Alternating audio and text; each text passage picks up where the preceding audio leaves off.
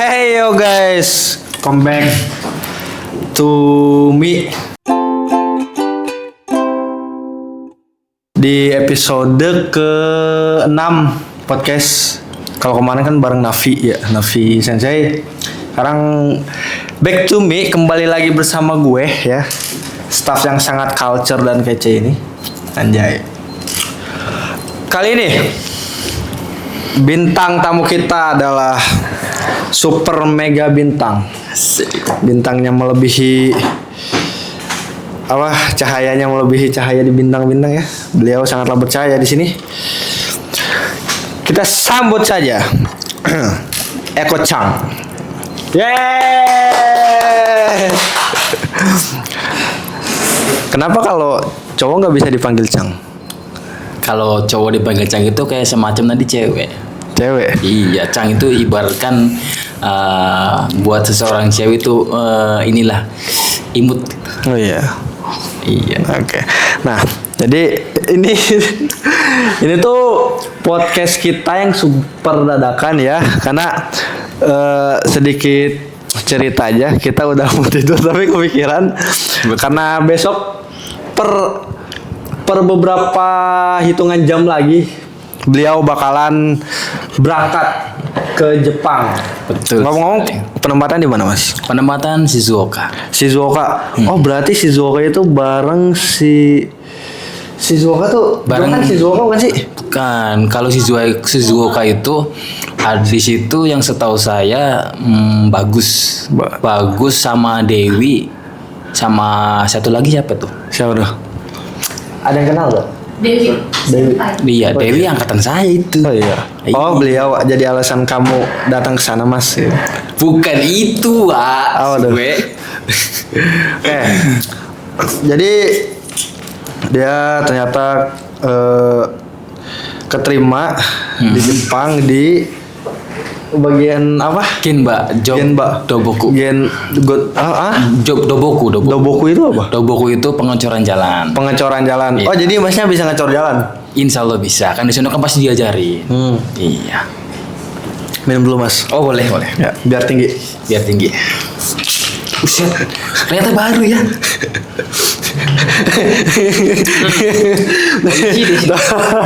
Ini buat staff yang ngelihat. Wow, minum Pocari Sweat. Izin. Ini soalnya tengah malam, kita mau izin juga nggak enak ya. Iya, jadi izinnya pas udah nonton ini aja, pas udah launching ya. Boleh. Nah, jadi kita mulai dari mana ya? Nah, kan Mas Eko nih udah mau ke Jepang nih ya. Job Genba Iya. itu kan berarti konstruksi kan? Betul sekali. Nah, itu sebelumnya Mas Eko ini sempat kerja konstruksi kah? Sebenarnya mah bukan sempat kerja konstruksi sih, paling bangun perumahan. Bangun rumah sendiri. Hah? Iya, kan saya kan punya rumah. Ya berarti namanya bukan perumahan dong. Bisa dibilang ya rumah sendiri. Ya udah, rumah. Iya, kan saya ngambil perumahan, jadi belum di ini loh, di renovasi. Nah, jadi di situ paling saya bagian ngaduk sama sama angkat-angkat bata. tapi Mas Eko ini selama hidupnya udah kerja apa aja sih? Kalau nggak tahu. Untuk kerja ya banyak. Bermacam-macam kah? Bermacam-macam, dari mulai jualan es teh poci. Tapi mangkal pinggir jalan gitu. Iya, mangkal pinggir jalan di setiap ini pasar malam. Oh iya. Setiap pasar malam. Jadi di hari Senin itu di mana gitu ada jadwalnya gitu.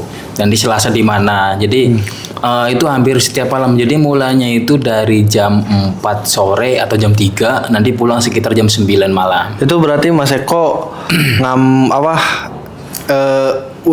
si ininya tuh tehnya sama gerobak ini tuh punya orang. Betul, punya orang. Jadi itu tuh bagi hasil gitu. Iya, bagi hasil. Nah, itu kalau bagi hasil gitu biasa dapat berapa per harinya? Per hari itu nggak nentu sih. Yang Mas Eko dapat ya itu 20.000. Hah? 20.000. Tahun berapa itu? Tahun berapa ya? Kalau nggak salah saya lulus SMK aja 2014. 2014 Gua masih SD anjir. Masih SD. 2014 kan masih apa? Lu udah apa? Udah sekolah? Iya, sama gue juga udah sekolah. Terus maksudnya pas berapa? 14. Nah, Pas 1 SMA. SMA, gue masih SD. Oh, berarti Mas Eko umurnya udah 20 tahun lebih, 25 lebih ya? Iya. Udah lama banget nih, udah Lama. sepuh nih. Sesepuh. Iya. Nah, ngomong Mas Eko di kan alumni LPK. LPK, Mandi. iya LPK SGM singkatnya Betul. LPK SGM. Nah, kan SGM ini udah berdiri sejak 2017. Itu Mas Eko ini angkatan tahun berapa nih? Angkatan tahun 2024 bulan Mei. 24 sekarang udah 6 berarti 24 25 2 tahun lah 2 tahun April Mei. Oh, jalan 2 tahun. Betul, Jalan 2 tahun berat. Kalau nggak salah Mas Eko tuh seangkatan sama ini ya Apri ya. Bukan, Apri ya sekolah saya. Oh, iya. Itu angkatannya itu Iksan. Oh, Bang Iksan. Bukan bukan Iksan. Iksan Iya. Jawa. Hah? Yang udah berangkat kan sih? Iya, bareng sama Irsan. Iya kan yang berkacamata itu. Betul. Iya, Pak tahu. Kacamata. Nah, terus di situ kan ada Iksan, Aswin juga di situ ada. Iya. Terus Yamin, Dewi, terus siapa lagi ya? Vina gitu kan, Berarti Lukman. udah banyak banget yang Mas Eko kenal yang udah berangkat gitu. Alhamdulillah mereka. Harapan saya sih mereka udah berangkat semua sih, harapan saya. Oh, sekarang udah nggak berkabar lagi. Masih berkabar. Masih. Alhamdulillah harmonis lah. Untuk angkatan saya harmonis alhamdulillah. Alhamdulillah. Nah, ngomong-ngomong soal kerjaan kan, tadi Mas Eko bilang udah nyobain banyak pekerjaan kan. Betul. Pertama itu jualan es teh poji itu pekerjaan pertama Mas Eko atau yang kesekian? Itu yang ketiga sih. Ketiga. Yang pertama apa tuh? Yang pertama itu waktu kalau nggak salah waktu masih ini ya lulus SMP. Lulus SMP. Oh, lulus SMP. Lulus SMP itu ikut sama paman sih. Jadi paman kan punya bengkel, Iya. jadi ngikut di situ. Ya, itu- Jadi montir. Jadi montir. Iya. Berarti Mas Eko bisa nganuin motor juga. Ya bisa sedikit. Motor bisa, konstruksi bisa. Multi talent nih, idaman perempuan. Asik kayak. Terus yang kedua, Yang kedua sempat kalau itu cuma ini sih cuma nungguin ini ya pancingan. Jadi di pasar malam sebelumnya itu saya ngikut bos juga. Jadi ada pancingan buat anak kecil. Iya. Jadi di situ pancing-pancing ikan lah, bohong-bohongan. Nah di situ. berarti Mas Eko juga pernah kan jadi kalau nggak salah tuh jadi satpam kan? Satpam. Itu sebelum saya bekerja itu masih bekerja di ini ya masih di daerah kampung. daerah kampung. Iya masih di kampung kerjanya, jadi masih serabutan lah. Selain jadi satpam juga sempet jadi ini ya apa? Waduh. Ojol. Oh iya ojol. Nah itu Iya, takushi baiku. bahasa Jepangnya. Iya. Aku si bayiku. Betul sekali. Kalau jadi ojol itu berapa lama kira-kira? Kalau jadi ojol, kalau nggak salah saya punya akun Grab itu 2017. Punya akun Grab. Supaya meskin berarti ya? Bisa jadi. Itu kalau nggak salah bulan Februari saya dapat. Jadi ceritanya kan sebelum dapat ojol Grab itu saya sempat ikut aplikasi anterin. Jadi aplikasi anterin itu sebelumnya sih orang belum tahu juga ya aplikasi itu. Jadi Anterin itu yang aplikasinya warna pink bukan sih? bukan, mana biru. Warna biru. Iya, cuman belum terkenal juga. Belum terkenal. Sempat ngojek kan nongkrong-nongkrong, akhirnya ada teman Grab kan di situ. Ada lowongan katanya Grab. Akhirnya ikut. Dapatlah Grab. Terus setelah 6 bulan dapatlah Gojek. Jadi dua-duanya ada. Nah itu jadi ojol itu berapa lama? Jadi ojol dari tahun 2017 aja sih mulai lancar karena kan Grab sama Gojek kan orderannya lancar ya. Jadi dari mulai 2017 sampai saya masuk SGM 2024 bulan Mei. 7 tahun lebih. Betul. Nah, itu ojol yang nganterin makanan kah atau nganterin orang? Dua-duanya food sama ini. Atau sama barang juga? Barang sama barang juga. Itu Nah, itu ngojek itu sambil kerja juga sih. Jadi pulang kerja langsung ngojek. Kerjaan utamanya itu apa saat itu? Kerjaan utamanya itu security. Security. Oh yang. Nah kalau jadi security itu berapa lama? Jadi security itu hampir 10 tahun. 10 tahun. Betul. Berarti kalau yang ini kan 6 tahun ya. Betul. Nah, yang tadi apa? Lupa lagi. Ojol nah. Ojol kan 6 tahun. Betul. Nah, selama ngojol ada nggak kayak nerima orderan fiktif kah, nerima customer yang ngeselin banget kah, atau kayak hal-hal lain apa hal-hal horor gitu apa gitu? Pernah nggak? Itu udah pasti makanan sehari-hari buat ojol sih sebenarnya. Makanan sehari-hari ojol itu kadang seringnya dapat orderan fiktif sih. Jadi kita itu pikir kita kan karena kita kan sebagai ini ya, sebagai jasa ya. Yeah. Nah, kita sesuai ini kan, sesuai orderan. Kita ambil orderan, pas giliran udah nyampe titik tujuan itu customer nggak ada kabar. Oh iya. Dan itu biasanya COD. Ya COD itu. Kalau misalkan sistemnya dia udah bayar duluan, itu udah pasti nggak bakalan fiktif. Kalau udah COD,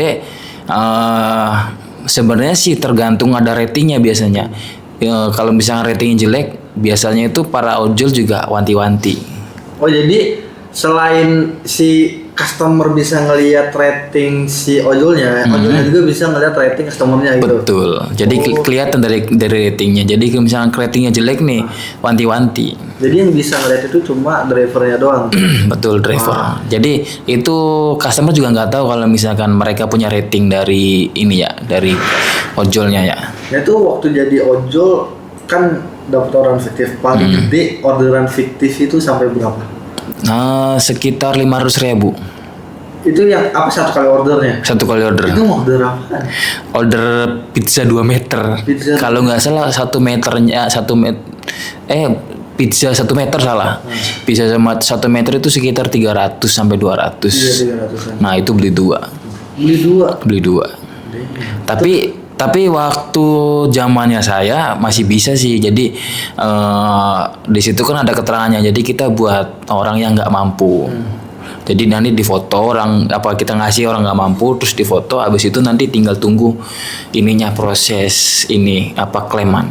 Untuk sekarang mungkin agak susah juga ya, karena semenjak udah lama nggak ngojek, saya lihat banyak yang kejadian kan. Jadi kena order fiktif dia nggak bisa dibalikin duitnya, jadi angus aja seperti itu. Itu fitur yang kayak gitu sekarang udah hilang berarti? Atau masih ada tapi orang nggak tahu?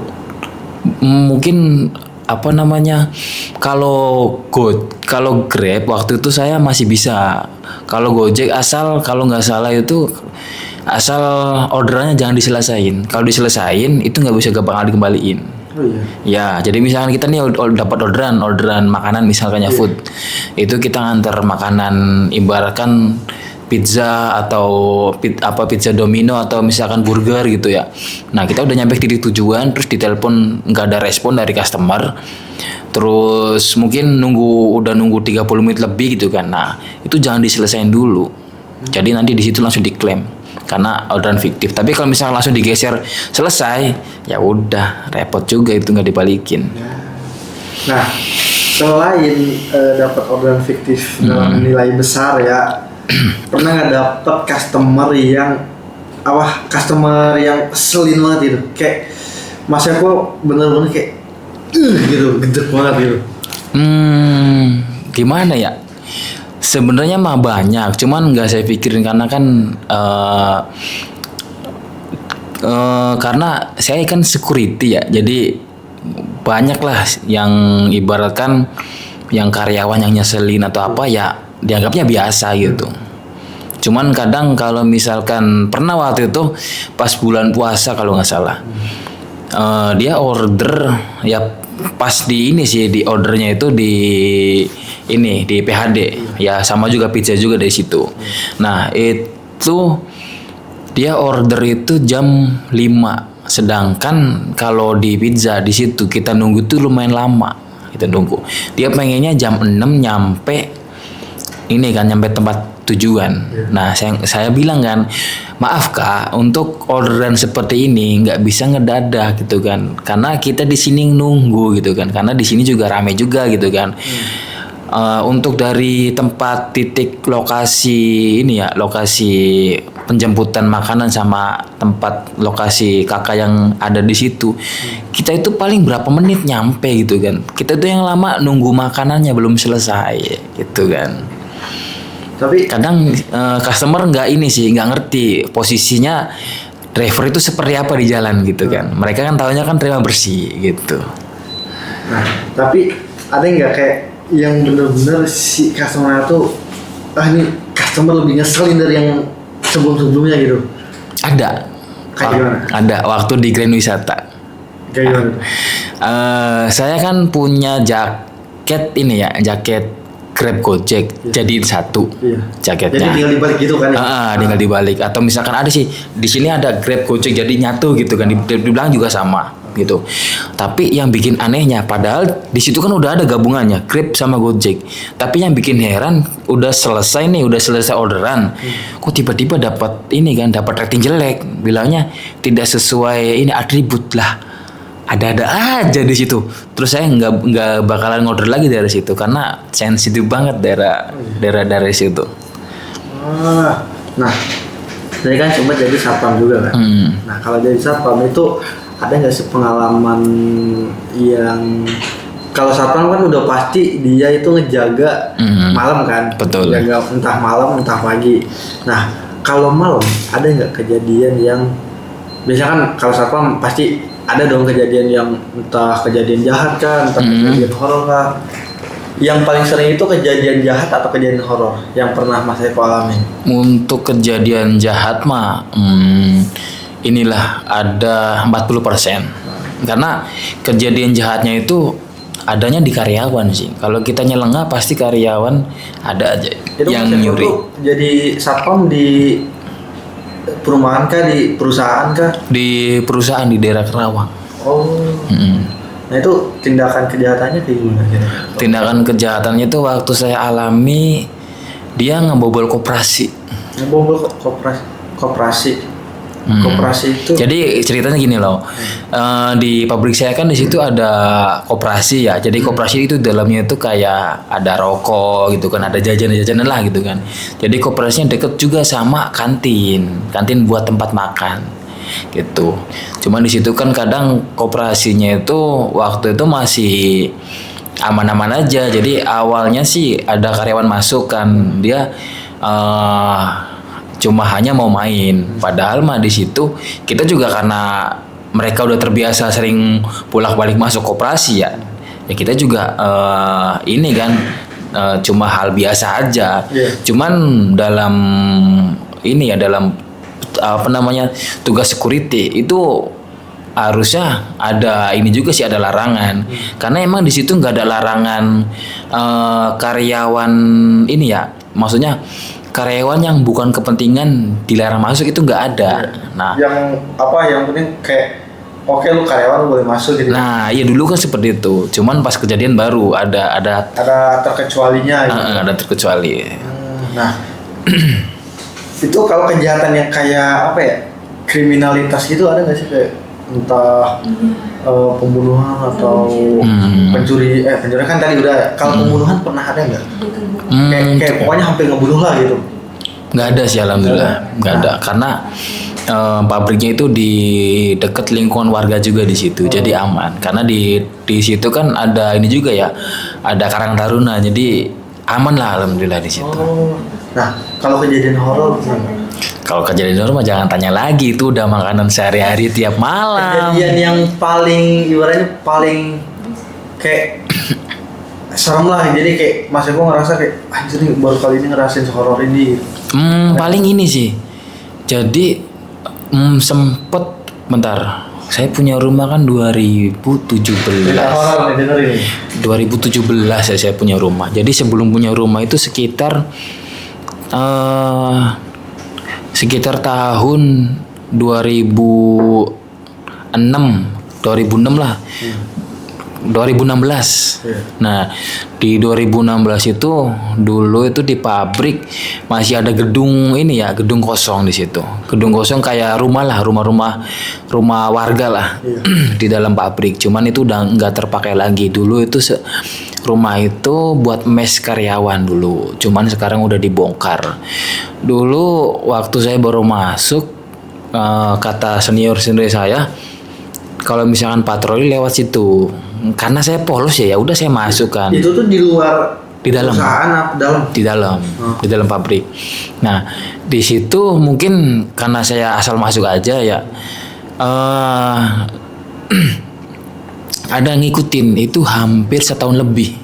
Ngikutin dari mulai berangkat kerja, terus berangkat kerja kan naik motor ya, dari mulai berangkat kerja naik motor, sampai sering pulang kampung juga gitu kan, sampai kadang di kontrakan juga. Cuman pas sebenarnya sih udah ada firasat nggak enaknya itu ada, bukan aneh sih, aneh. Jadi setiap pulang kampung itu ada supir kontainer atau supir-supir pokoknya yang inilah supir malam lah gitu kan. Kadang dia ngasih lampu tembak. Kan kadang kalau saya kan pulang kampung pulangnya malam ya. Iya. Karena ngajarnya itu adem dan nyantai di situ. Nah, itu sering ngasih ini kan, ngasih lampu tembak. Pikir saya plat nomor jatuh kah gitu kan, atau misalkan ban bocor atau gimana. Saya berhenti, nggak ada apa-apa. Itu waktu itu belum ngerti, cuman ada kenapa sih gitu kan, ada yang aneh apa gimana gitu kan. Terus setiap saya telepon sama keluarga itu ada suara yang masuk. Si keluarga Mas Eko ada yang ngeh gitu. Ada yang itu suara siapa? Kamu di mana katanya? Lah saya dikontrakan kok berisik banget. Kadang ada suara teriak, kadang ada suara nangis juga gitu kan. Mana ada kan orang saya di ini kok dikontrakan gitu kan. Nah pas ketahuannya itu kebetulan kebetulan pas saya tidur itu sempet bangun ternyata ada sesosok, cuman nggak jelas sih, dia duduk di samping perut saya gitu kan, pas saya bangun buset hitam banget kan, udah hitam terus agak gede tinggi kan, ini apa ini, terus akhirnya pas saya bangun dia hilang tuh, cuman pas saya belum sadar ada di samping gitu kan, dia lagi duduk. Nah pas akhirnya saya tanya kan, kebetulan saya kan ngerti ya, saya tanya, coba kamu cari, kamu dapat dari mana gitu kan, apa kamu salah langkah, apa kamu nggak sopan. Terus saya cari tahu kan, wah jangan-jangan di rumah kosong gitu kan. Akhirnya kebetulan pas saya shift malam, saya masuk lagi ke rumah kosong. Di situ saya minta maaf gitu kan, barangkali saya ada salah. Terus udah pas saya minta maaf, berikutnya udah aman. Jadi setiap pulang kampung juga nggak ada yang lampu tembak lagi, nggak ada. Itu kayak genderuwo begitu. Kemungkinan iya genderuwo. Tapi dia duduk di samping Mas Eko kan. Nah itu dia tuh ngebelakangin Mas Eko kah apa ngeliat ke Mas Eko? Ngebelakangin. Nah tapi selain yang kejadian kayak gitu, ada nggak kejadian horor lainnya? Ada banyak. Ceritain selain itu lumayan serem tuh. Ada waktu jaga di belakang pabrik. Jadi di pabrik saya kan di situ ada ini ya, pompa air. Jadi bahan produksinya itu harus dengan ini ya, dengan air lah, bahan utamanya harus ada airnya. Nah, jadi di belakang itu kan deket sama Kali Citarum juga, ngambil air dari situ. Nah, jadi di situ ada satu security atau satpam kan yang jaga di situ. Terus bentar minum dulu. Aus. Lalat juga nih, heran banget. Kita ada ini nggak sih yang ini? Nggak, itu belum nyalain sih. Mana? Yang mana? Orang kalau bakalan itu. Ya, pada tuh. Iya, pada tidur. Lanjut lagi. Untuk yang jaga di belakang, jadi mereka nggak ngeh waktu jaga di situ. Di depan sebenarnya sih ada tempatnya itu cuma hanya ruangan kecil, di situ ada pompa. Ada pompa, 2 pompa gede di situ. Nah, Di depan ruangan itu ada pohon ceri. Di situ ada pohon ceri. Di sebelah kanannya itu ada pohon asam gede. Jadi kayak banyak pohonan sama kayak semak belukar gitu.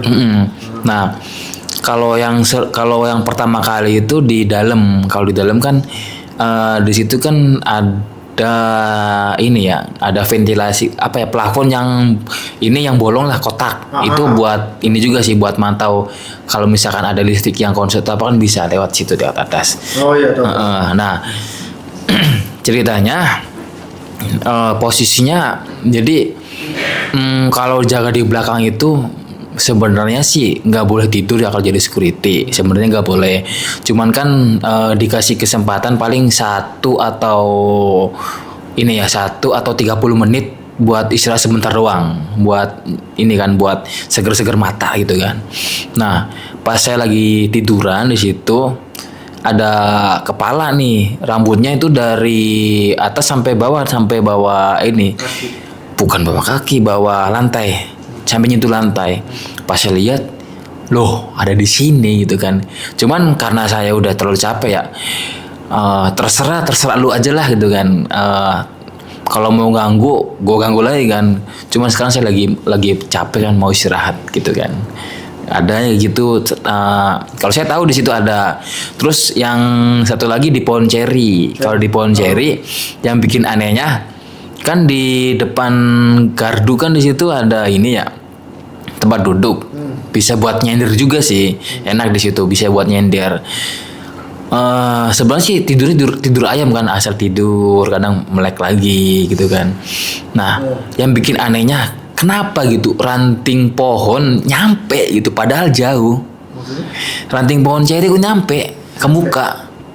Nyampe ke muka? Iya. Nyampe ya aneh lah, kayak orang ini aja, kayak ibaratkan gangguin pakai ranting gitu. Tapi bener yang bikin anehnya, loh kok ranting nyampe sini gitu, padahal jauhnya itu ya 3 meter lah jauhnya. Nah iya, tapi kenapa ranting nyampe ke muka gitu? Di situ cuma ganggu doang sih sebenarnya. Nah, kalau yang lebih lebih seremnya lagi, pernah pas turun ke bawah Citarum di situ. Sungai Citarum. Baru ke bawah kan di situ kan ada tangga ya, karena di situ ada pipa juga, jadi pipanya dibikin tangga biar bisa turun. Baru berapa langkah di situ saya udah ngeliat matanya merah di situ. Nggak tahu itu sosok apa, matanya merah. Saya di situ mau ngelangkah lagi, wah ini kan bukan wilayah saya, jadi saya naik lagi ke atas di situ. Tapi saya cuma diam kan, karena takutnya mereka yang teman-teman saya yang jaga di situ malah ketakutan. Nah, yang lebih serem lagi sebenarnya ada sih, banyak di situ di dalam pabrik. Jadi kalau misalkan pengen istirahat, saya konfirmasi dulu sama Danru. Saya mau istirahat dulu. Ditanyain berapa menit loh, tanya. Paling 30 menit lah. Ya udah, awas kalau 30 menit belum bangun, gua cariin. Tapi kalau saya tidur itu pasti di tempat bener-bener orang jarang ke situ. Jadi udah terkenal angker di situ. Itu kan masih di Serpong kan? Masih di Serpong. Kenapa nggak tidur di pos aja? Ya kalau tidur di pos ya nggak enak lah. Di situ kan pasti nanti kadang kan ada karyawan juga yang lewat. Nanti malah lah iya nanti dicapnya jelek. Kalau sebenarnya kalau sapam itu kita harus jaga image juga. Jaga image kan, kalau misalkan kita tidur ya sepinter-pinter kita gitu kan, bisa ngatur waktu gitu kan. Jadi misalkan kita tidur harus yang salah satu yang lainnya jaga gitu kan, biar gantian. Paling kalau misalkan pas lagi lagi nyantai-nyantainya paling 1 jam. Kalau misalkan pas lagi bener-bener urgent nih, kayak menjelang lebaran, itu 30 menit itu pasti. 30 menit, kadang sama sekali nggak tidur kadang. Seringnya sih kalau misalkan kalau misalkan siangnya tidur itu gak bakal tidur lagi sih, karena pasti melek. Nah, Apa lagi? Lanjut. Ada lagi. Ada, Apa lanjut lagi nih. Ceritain. Nah, waktu pas saya tidur di tempatnya ini loh. Kalau nggak salah tempatnya WWT di situ. WWT. WWT. Itu nama divisi. Oh. Di situ ada ruangan bener-bener kalau pagi, kalau siang emang banyak orang. Iya. Tapi akhirnya kalau malam nggak ada yang berani di situ. Oh iya. Nggak ada yang berani. Nah, saya masuk di situ kan karena bener-bener capek. Saya masuk, kebetulan ada meja kan, bisa buat koleran lah meja. Terus saya matiin lampu. Tapi sebelum saya tidur sih sebenarnya udah ngeliat kan, itu bener-bener ini. Pernah ngeliat gak yang ini, yang di uka-uka yang di Lawang Sewu bentuknya? Itu gedenya hampir sama itu. Gedenya itu putih, rambutnya buset dah. Ini banget, kayak udah bener-bener jadi sesepuh situ udah lama lah. Nah, itu sempat nongol dulu kan, cuman masa bodoh lah. Karena udah saya anggap teman kan, kalau sapam kan pasti sering lihat. Nah, yang bikin herannya pas bangun, saya bingung lah, saya ada di mana gitu kan. Pindah tempat kah? Enggak pindah tempat, cuman saya bingung aja, saya ada di mana? Kok posisi gelap ya? Terus ya adalah sekitar 10 detik baru ingat, oh iya, saya tidur di sini. Suwe. Tapi pernah gak sih kayak ketemu kuntilanak merah? Itu yang saya lihat. Anjir. Sumpah. Iya, itu yang saya lihat. Jelas banget itu. Cuman mereka nggak nampakin mukanya sih. Kalau ke saya itu jarang lihat muka. Tapi katanya kalau ketemu kuntilanak katanya nggak boleh ngeliatin mukanya. Biasanya kuntilanaknya sih ya yang nggak ngeliatin muka. Oh iya. Iya, biasanya kuntilanaknya. Kalau misalkan kuntilanak ngeliatin muka, itu dengar-dengar sih ini sih, kita nanti dapat rezeki katanya. Tapi saya belum pernah juga. Nah, gue juga pernah sih kejadian horor. Jadi kayak gue dulu waktu kecil sekitar umur sebelum TK, sebelum TK itu gue udah PAUD. Gue kan dulu tuh gue waktu itu baru pindah ke Cikarang soalnya dulu gue tinggal di Sukabumi. Gue jadi rumah gue sekarang itu belakang rumah gue tuh adalah rumah kakek nenek gue lah. Dan itu tuh ya rumah kakek nenek itu kan kayak lawas banget kan. Nah sama kayak ada bagian-bagian yang kropos gitu. Pokoknya kayak bagi gue kalau malam-malam rumah itu tuh kayak lumayan serem gitu. Iya. Nah posisi ini yang gue inget sekarang ya, posisi waktu itu tuh jam sekitar, karena waktu itu ayah gue belum pulang kerja, jadi gue memperkirakan itu tuh kisaran jam 8 sampai jam 10-an kejadiannya. Jadi gue tidur, itu tuh kamar tuh lumayan kecil, banyak kecil aja. Jadi di sini pintu nih. Kan biasanya kalau pintu yang buka gini kan si samping pintunya tuh masih ada space gitu kan. Iya. Antara pintu pas dibuka sama tembok tuh masih ada space kosong di ininya. Nah, terus tuh situ tuh orang tua gua, ayah gua belum pulang kerja, mama gua lagi di luar sama bibi gua ngobrol-ngobrol. Nah, terus pas gua lagi tidur, itu kan yang namanya masih bocah kan katanya mah masih penyemara batin kan. Betul. Itu gue bangun bisa. Nah pas gue bangun, gue ngeliat ke sebelah kiri gue gak ada siapa-siapa. Nah mana? Ceritanya sudah kemana-mana. Ya. Udah ngantuk mereka.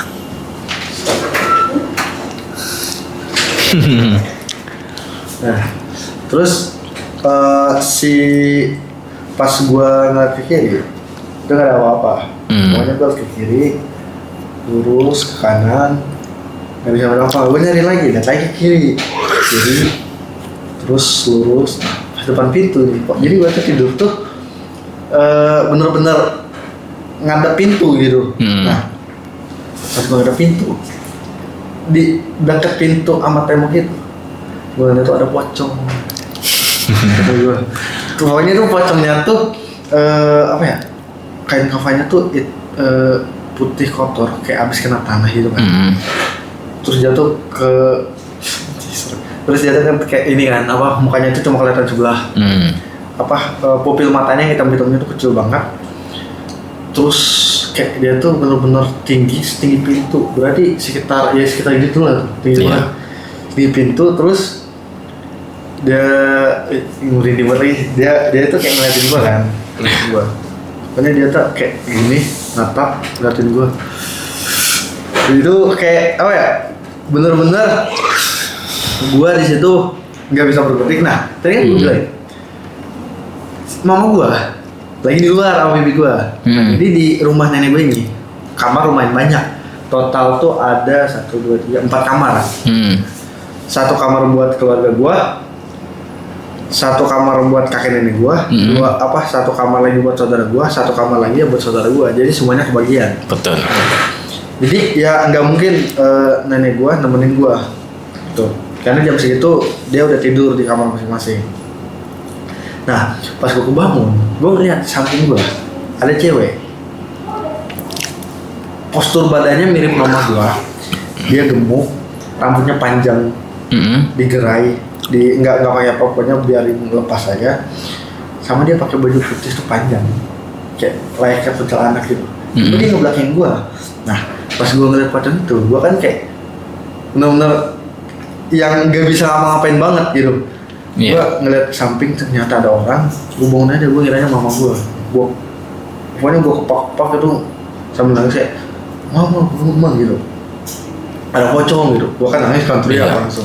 Tiba-tiba dari luar, belum ada emak gua dari luar. Nah pas itu gua langsung diambil, bawa keluar. Emak gua nanyain, bibi gua nanyain, kenapa? Terus kata gua nunjukkan ke rumah sambil atau gua muteran. Semua ada pocong kata gua. Pokoknya setelah kejadian itu kan gua orang tua gua bikin rumah kan di depannya. Di situ selama gua tinggal situ sering juga kejadian horor. Entah ketemu bayangan, ada yang ngetok-ngetok tapi nggak ada orang, ada anak kecil di depan kamar gua, kayak fuck lah anjir. Ini jujur cerita horor di sini agak serem. Aman. Oke, lanjut back to topic. Oke, udah sih cerita horornya. Mas Eko kan mau ke Jepang. Sebelum ke Jepang pasti belajar dulu dong. Betul. Nah, belajar ini pernah nggak kayak belajar sendiri dulu baru masuk LPK atau kayak Mas Eko masuk LPK emang dari nol banget gitu? Paling ini sih belajar sendiri cuma baru masuk hiragana doang. Oh iya. Baru hiragana doang. Dan itu udah mampu atau masih rada-rada kesusahan gitu? Rada kesusahan karena kan masih belajar penulisan. Paling kalau nggak salah itu belajar penulisan. Karena kan kalau misalkan belajar mandiri kan kita nggak tahu caranya bagaimana kan dari mana kan nggak tahu. Jadi waktu itu saya belum coba belajar mandiri, nulisnya langsung semua dari A sampai N. Gitu kan. Yang saya tahu sih cuma nyambi itu doang. Ternyata pas masuk ke LPK, ternyata banyak kan ada perubahannya di situ.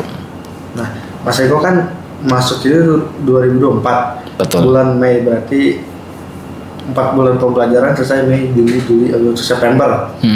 Berarti Mas Eko lulus job itu bulan apa?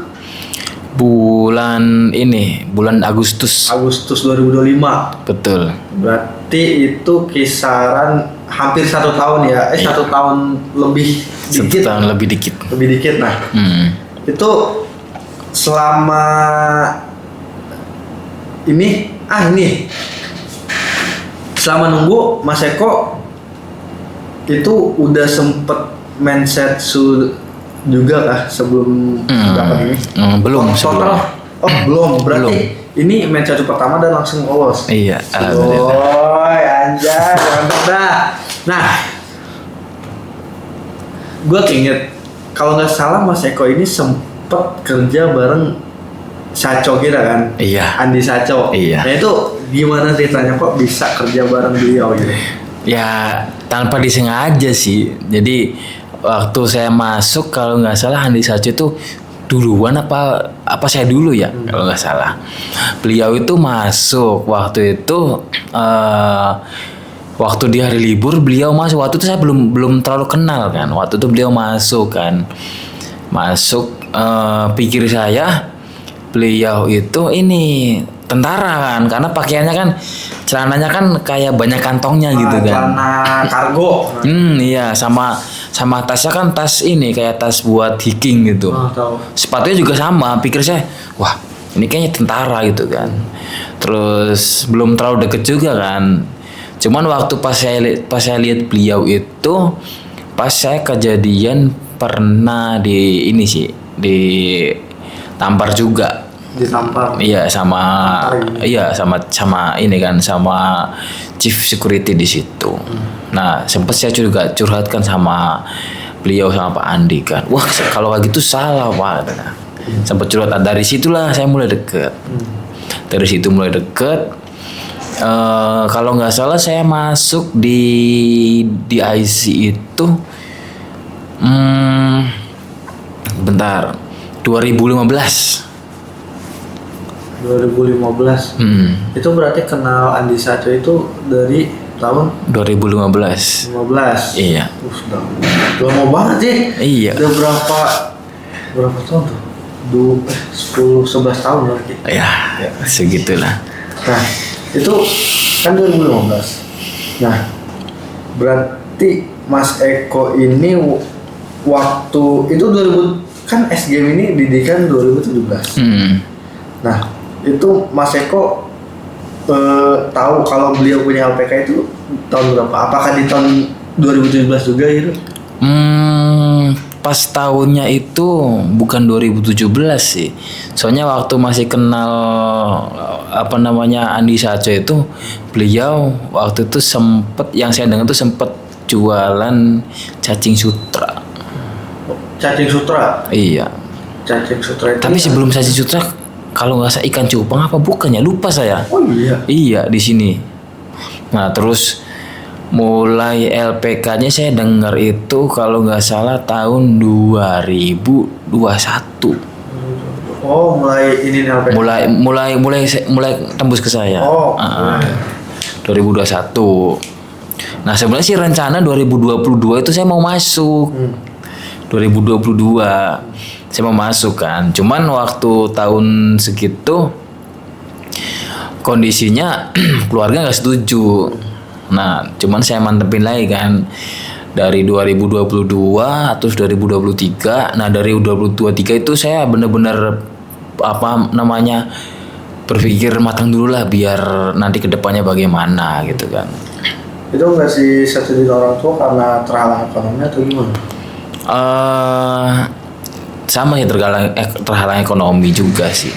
Ya, berarti salah satu alasan Mas Eko buat ke Jepang itu buat menstabilkan ekonomi keluarga. Betul. Nah, terus selama berarti waktu awal Mas Eko masuk sini itu udah ada Adi Sensei? Udah ada.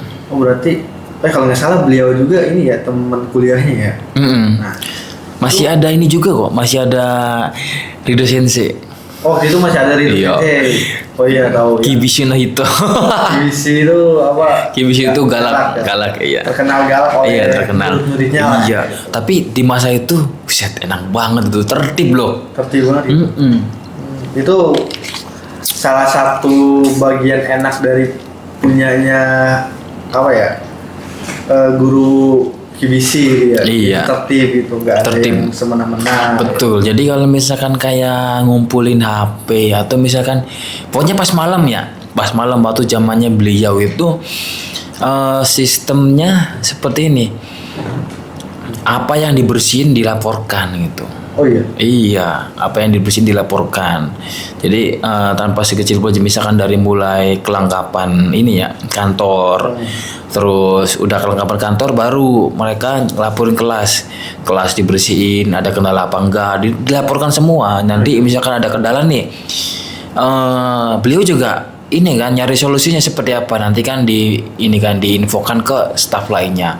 Jadi nanti ada kendala seperti ini gitu kan, diinfokan ininya kan ke staf lainnya, nanti ini juga didiskusikan lagi gitu.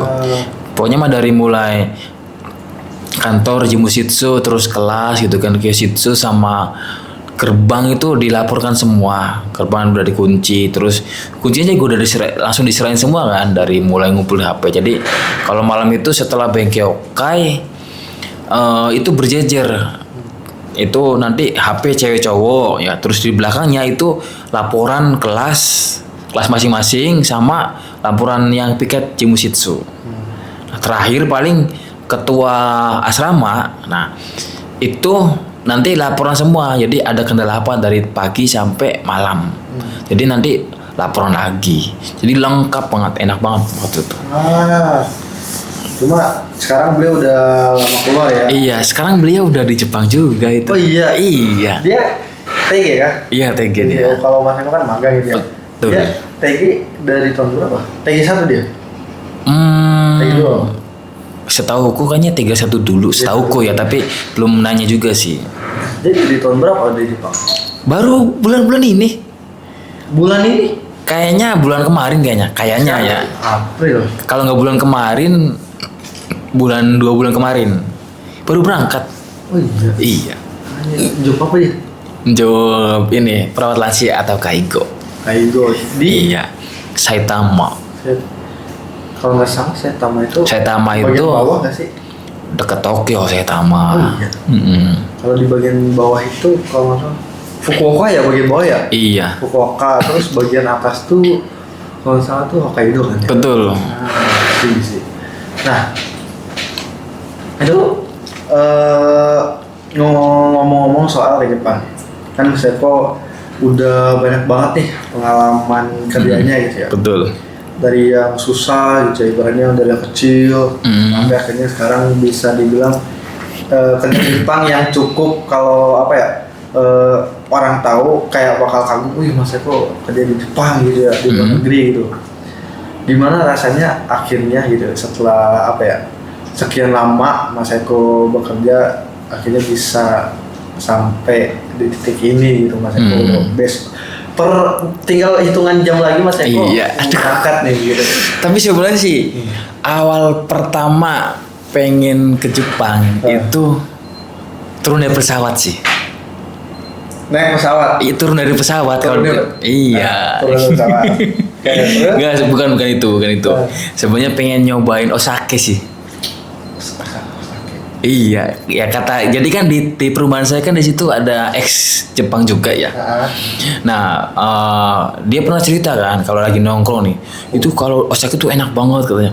Nah itu saya mau nyobain. Osake itu ini. Iya, buat minum-minuman. Tapi katanya Osake itu terbuatnya dari beras katanya. Beras? Iya, dari beras katanya, beras yang difermentasi. Oh iya. Berarti tuak dong. Ya. Tapi katanya nggak itu ya, nggak kayak tuak di sini gitu. Di sana kan bening. Itu sebenarnya saya mau nyobain seperti apa sih gitu kan. Awalnya di situ kan. Awalnya di situ pengen nyobain. Terus kalau saya sisinya gini ya, nggak mandeng ini ya, nggak mandeng kerjaan susah atau misalkan gampang atau misalkan sulit gitu. Intinya mah cari duit. Contohnya waktu saya masih nganggur aja ya, sampai sempat ditawarin kan, ada kerjaan ini mau nggak, ayo gas. Tapi saya nggak mikirin ini dulu ya, nggak mikirin gaji belakangan pasti dapat gitu kan. Yang penting intinya bekerja pasti dapat gaji kok. Nah, sama pun yang di sini kan, yang saya magang. Sebenarnya sih waktu itu saya masih ini juga ya, masih kerja di toko sebelah. Karena kan saya juga kerja di toko sebelah itu, saya di situ jadi ini juga sih, jadi OB. Itu kerjanya setelah selesai 4 bulan. Setelah selesai 4 bulan pembelajaran. Terus sempat nganggur juga sih 2 bulan. Cuma nganggur itu sempat ngojek juga sih, ngojek lagi selama 2 bulan. Nah itu selama di sana itu berapa lama jadi karyawan di toko sebelah? Kalau nggak salah hampir 1 tahun. Hampir 1 tahun. 1 tahun bener. sampai satu tahun. Hampir. Soalnya waktu pas saya main Setsu aja, saya masih kerja di sana. Nah, kalau di sini itu masih itu berapa lama di sini ya? Jujur gue lupa anjir. Maksudnya gimana jadi karyawan di sini? Nah, iya kan. Dari Januari aja saya. Oh iya dari Januari. Lah iya dari Januari. Berarti tinggal di sini terus langsung jadi karyawan di sini gitu ya? Bukan itu sih ceritanya. Jadi waktu itu karena ini ya, karena saya kan siswa SGM, bukan siswa toko sebelah. Ya pastilah kayak ininya kan kayak apa namanya Hadisensei atau Sacho. Lu ngapain di sono? Lu emang karyawan sono, lu siswa sono, bukan kan gitu kan? Udah lu sini buat pembekalan sama ini kan sama pemantapan ini juga buat berangkat gitu kan. Ngapain di sono katanya, jaga aja di sini, bantuin yang di sini. Ya udah saya nurut kan karena saya siswanya gitu kan. Karena saya siswanya nurut ya udah. Kebetulan pas saya ke sini bener alhamdulillah kan. Berarti dikabarin dari hadis ini sama Sacho itu baik. Maksudnya biar nggak usah ngurusin di sana, udah ngurusin di sini buat pemberangkatan gitu. Sebenarnya sih nggak ada sangkut pautnya apa ya, sangkut pautnya dari manapun gitu karena buat kebaikan saya juga gitu kan, biar saya belajarnya fokus juga kan buat pemantapan nanti di sana gitu. Berarti di sini cuma sekitar Aprilan ya? Betul. Sampai 4 bulan berarti. Nah, terus pas udah kerja di Jepang nih, itu ada nggak impian yang pengen Mas Eko gapai setelah udah balik lagi menginjakan diri ke tanah air? Sebenarnya sih ada. Waktu planning awal itu rencana investasi sih. Investasinya itu beli sawah. Rencana investasi beli sawah kan. Cuman itu rencana awal. Terus rencana kedua pengen buka cabang SGM itu. Jadi ya kecil-kecilan dulu lah buka cabang SGM. Jadi buat ini kan buat supply ini juga kan siswa-siswa. Jadi misalkan saya ini cabangnya, jadi saya cuma nyuplai siswa itu biar bagus di situ, terus nanti prosesnya tetap dari sini gitu. Rencananya seperti itu rencana kedua. Rencana ketiga waktu itu kan saya kan pemberkasan dokumennya untuk tanda talang. Nah, karena kan saya orang nggak mampu gitu kan, pemberkasan tanda talang. Terus sempat saya pulang. Nah, sebenarnya sih nggak ada lintas buat ini ya, berpikiran lintas buat usaha gitu kan. Cuman pas saya lihat, loh iya ya, kenapa gitu nggak usaha yang di bidang yang saya ahliin gitu kan, kayak jaringan gitu kan. Nah di situ saya ngeliat ada wifi gitu kan. Wah kayaknya saya usaha wifi aja kan ya, usaha wifi di daerah mana gitu yang belum masuk wifi-nya. Nah saya di situ masuklah, stok di situ. Jadi penyalur buat kemana-mana gitu kan. Jadi nanti ibaratkan nanti saya itu beli provider mana gitu kan. Nah akhirnya saya kembangkan dari situ. Nah kita doain pokoknya mah ya, semoga semua kalau bisa semuanya aja, semua planningnya tercapai nih. Amin. Mas Eko, gitu. Nah Mas Eko magang di sana itu 3 tahun kan ya? Betul. Nah 3 tahun. Setauku itu kalau magang itu dia per 1 tahunnya itu dia nanti bakal ujian lagi kan? Iya, ada itu ujian lagi. gimana maksudnya? Sempat saya juga nanya sama ex magang ya. Nah, ujiannya sesuai kita kerjakan ujiannya. Jadi apa yang kita kerjakan itu nanti diujikan lagi dari mulai kayak kan kalau saya kan doboku ya. Doboku itu kayak gali tanah. Paling nanti di situ ini gambarannya sih kemungkinan nanti ujiannya itu misalkan buat ini ya, buat pondasi, buat gedung sekian meter gitu kan. Itu kita gali tanah berapa meter dari tanah rata sampai ke bawah berapa meter gitu kan, mungkin seperti itu sih.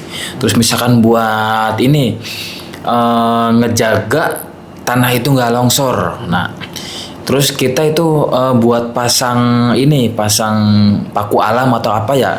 Jadi itu nanti kedalamannya berapa meter? Mungkin itu sih menurutku ya. Cuman kan kita kan belum tahu juga di sana seperti apa. Nah terus tadi lupa lagi ngomong apa? Ini apa ya? Tadi ngomong apa ya? Iya lupa. Nah Mas Eko kan tadi bilang udah cukup bapak-bapak lah ya gitu. Iya, bapak suwe. Dan kerjaannya juga udah banyak banget nih. Pengalaman kerjanya. Dan rata-rata anak-anak yang masuk LPK zaman sekarang kan rata-rata anak-anak muda umur 18 sampai 25-an lah gitu. Betul.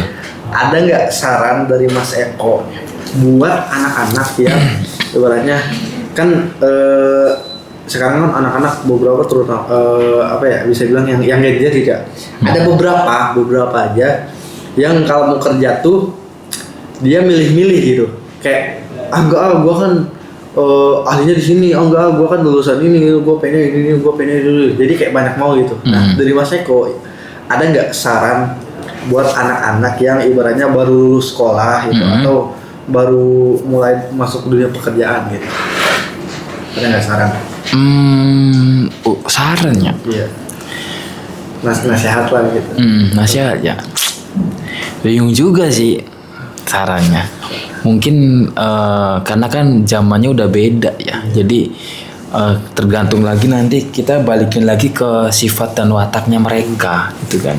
Kalau saran sih buat nanti yang penerus nanti, mungkin sarannya itu untuk buat cari pengalaman jangan pilih-pilih kerjaan dulu. Nah betul banget tuh. Sumpah. Kadang sempet kan ada keponakan minta kerjaan, ya saya kasih kan. Ini gajinya berapa katanya? Loh, kok nanya gaji gitu kan? Emang sih kerja butuh gaji benar kan? Bener butuh gaji. Cuman kan kalau misalkan kita belum juga kerja udah nanyain gaji, nanti gimana mau sukses kalau udah kayak gitu kan? Dan itu kondisinya dia itu belum ada pengalaman kerja. Betul, belum ada gitu itu kan. Emang sulit sih gitu. Nah iya, jadi gimana ya? Bilangnya mah elit tapi ekonomi sulit repot. Iya sih. Tapi emang apa ya? Gue juga pernah ngerasain, karena kan gue juga cuma lulusan SMA gitu ya. Dan gue pertama kali kerja itu di PT-PT-an. Dan gue ngerasain gitu kayak, gue juga kan ibarat punya skill gitu ya, tahu skill gue apa gitu. Nah, gue kayak ngerasa kayak ini bukan passion gue, bukan keahlian gue, ini gitu. Dibilang gaji gede, iya gede gitu ya. Nah, cuma guanya kurang nyambung gitu sama kerjaannya. Nah, pas udah lama-lama kan ya, gue sadar ternyata kerja itu bukan tentang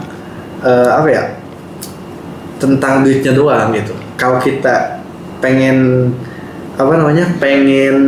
dapat duit yang banyak, dapat duit yang gaji, kita juga harus punya isi dong diri kita ini. Nah, gimana cara isinya? Ya udah kita kerja buat nyari pengalamannya aja dulu, nyari pengetahuannya gitu. Walaupun ya emang bisa dibilang itu sulit gitu. Betul. Gue juga ngerasain gitu kayak kerja di pabrik yang bisa dibilang 12 jam berdiri non-stop gitu ya. Pengen duduk doang ditegur gitu, yang kalau sudah kepanasan gitu, kalau malam ya dibilang dingin sih enggak ya, cuma tantangannya itu ngantuk banget gitu. Kadang pernah juga gue sempet ketiduran di mesin gitu, kayak sambil megang mesin sambil tidur gitu.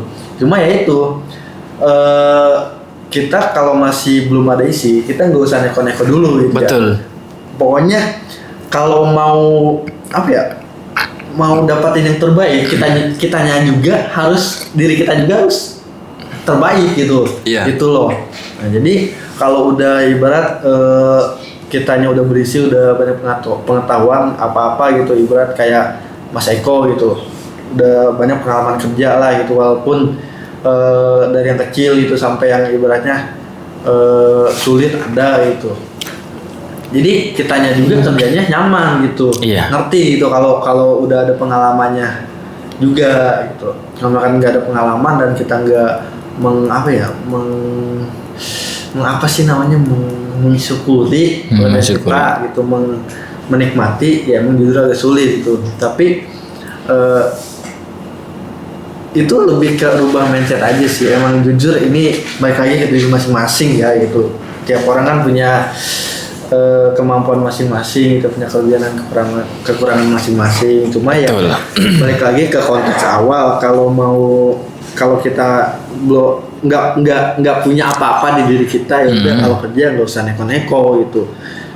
Nyari kerja kan zaman sekarang sulit banget ya. Iya. Pokoknya ya ini saran aja, kalau kerja di awal belum ada pengalaman kerja, ya udah yang pertama dicari pengalamannya ada dulu, gaji belakangan gitu. Gaji mengikuti, atau bisa juga kalian nyari kerja yang kerja sampingan gitu. Kerja sampingan. Gaji kerja utamanya satpam, kerja sampingannya jadi ojol gitu. Iya.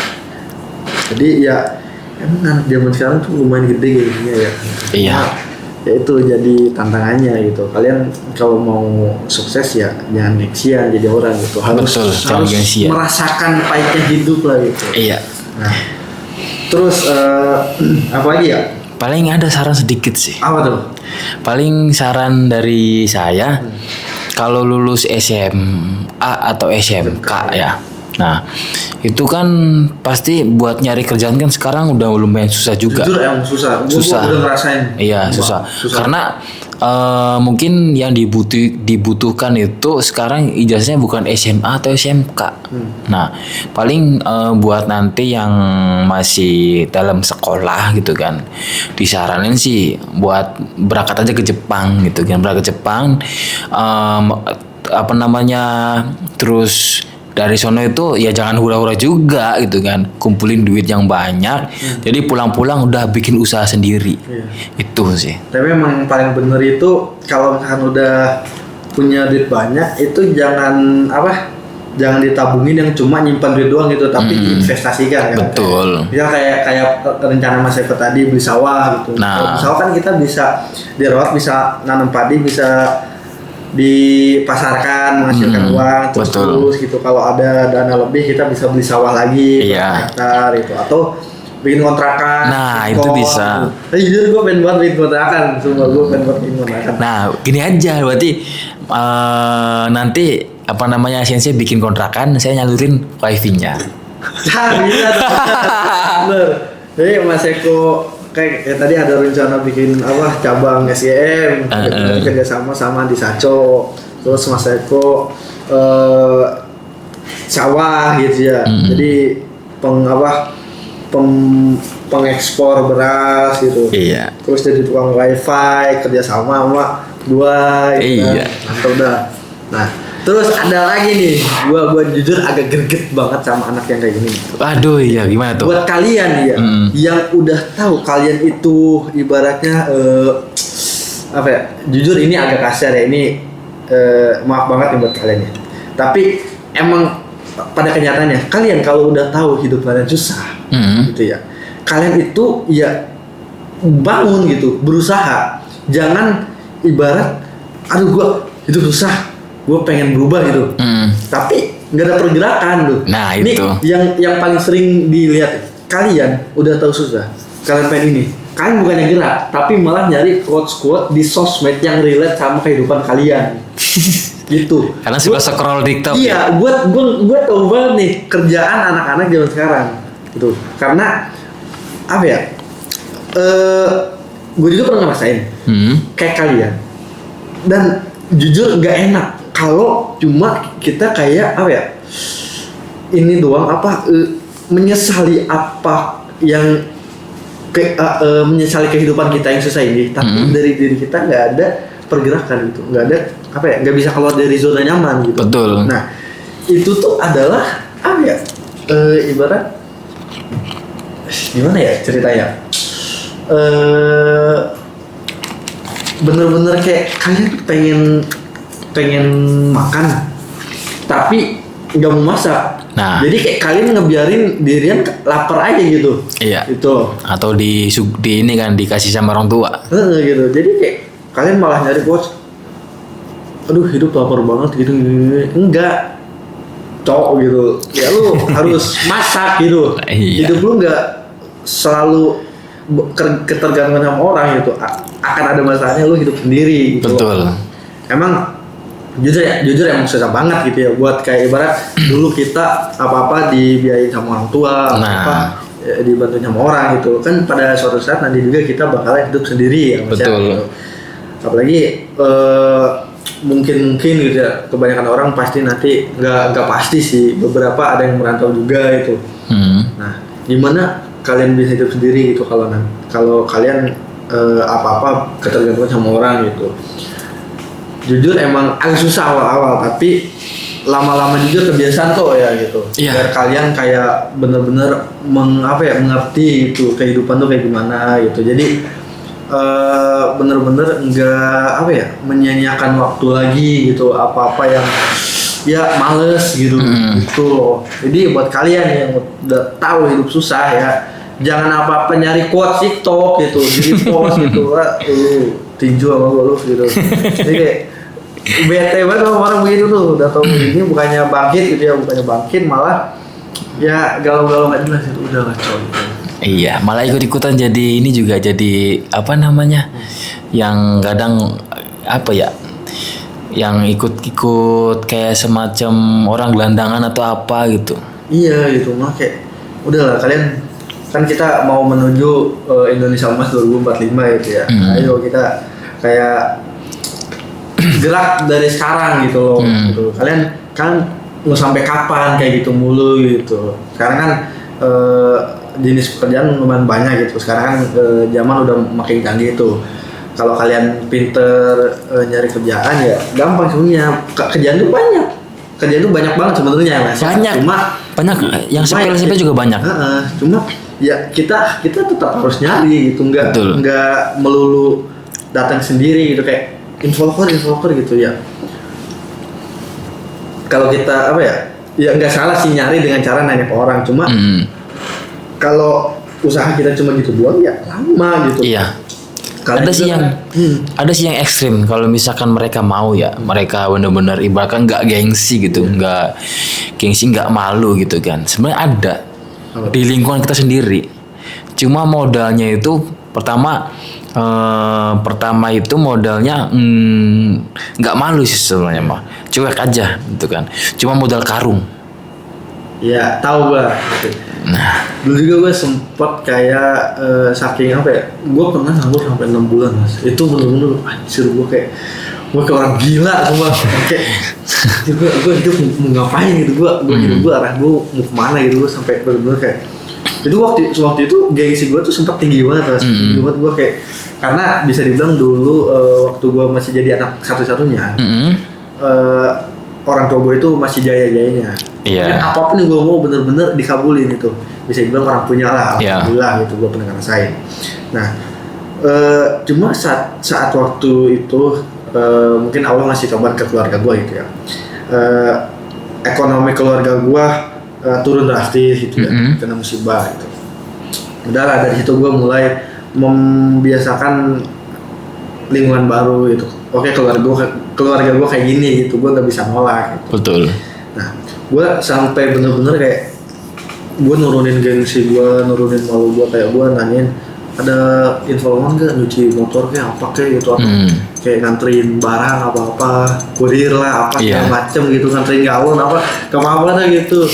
Cuma ya orang tua gue nggak ngebolehin gitu. Terus kata gue kenapa gitu kan, aku pengen kerja gitu. Terus orang tua gue alhamdulillah ngebantu gue buat nyari kerja di PT ini. Sebenarnya yang penting nyari kerja itu gampang, yang penting kita mau gitu. Betul. Apa aja kerja mah itu. Kalau belum ada pengalaman ya udah kerja apa aja dulu ya. Kalau udah punya pengalaman ya udah kita bisa menaikkan harga diri kita. Kayak kita pengen diri kita digaji berapa bisa gitu loh. Jadi begitulah guys, stop terjebak di zona nyaman gitu. Hidup kita semakin bertambah ya Mas ya. Iya, bertambah umur. Kita kan ibarat kayak nggak terus-terusan kayak gini gitu. Kita tuh harus berkembang gitu. Kita suatu saat bakal punya keluarga, gitu, punya istri, punya anak. Kita harus menjadi contoh yang baik. Betul sekali. Itu guys. Ada lagi nggak mas pesan buat ini anak muda zaman sekarang? Buat anak muda. Buat di mana nih anak muda di mana? Emang ada di mana aja? Ya barangkali ada di dalam LPK atau di luar LPK. Di luar LPK dulu deh. Oh, di luar LPK Ya. dulu. Yang masih baru masuk di pekerjaan atau mau mulai kehidupan lah gitu. Kehidupan sesungguhnya. Oh ya, untuk paling kalau misalkan anak-anak muda yang ini ya, yang belum lulus, Ya. kalian fokus aja gitu kan sama belajar gitu kan. Lulus apa nih, lulus macam? Lulus sekolah. Lulus sekolah. Lulus oke. sekolah. Jangan ikut-ikutan yang bolos kemana itu, jangan. Nanti kalian nyesel sendiri nanti. Itu. Jadi ikutin pelajaran sekolah kalian yang ini kan di sekolah seperti apa, ikutin. Ya pokoknya pelajaran ikut masuk semua. Nanti kalian nyesel kok kalau misalkan ibaratkan kalian udah di sekolah ini kan sama orang tua tapi bolos-bolosan mulu, akhirnya cuma dapat ijazah SMP atau bagaimana gitu. Terus ujungnya emang sekarang sih mudah hanya paket C. Tapi kan di paket C itu sekarang mah gampang ya. Tapi buat cari kerja lebih ininya mudah nggak itu kalau misalnya paket C? Jujur gue kurang tahu sih gitu. Tapi kayak nah tadi paket C. Iya. Jujur paket C gue kurang tahu ya susah enggaknya gitu. Tapi kayaknya susah gampang. Jadi kalian soal paket C kalian bisa cari tahu sendiri aja Iya. karena gue sama Mas Eko kurang tahu juga. Gitu. Iya, kurang tahu juga seperti apa paket C. Itu kan, tapi untuk saat ini kan untuk yang saya alami, saya sampai lulus SMK gitu kan. Lulus SMK aja di situ kalau misalkan kalian nggak bisa dengan keahliannya, nah itu nanti malah repot juga, Iya. malah repot. Repotnya itu di misalkan ini ya, pas giliran tes kerja gitu kan, pasti kan dites keahlian di bidangnya itu seperti apa waktu di sekolah gitu kan. Giliran dites di bidang sekolahnya itu nggak bisa, nah kalian nanti disangkanya tuh kalian ke sekolah kemana aja gitu kan. Iya.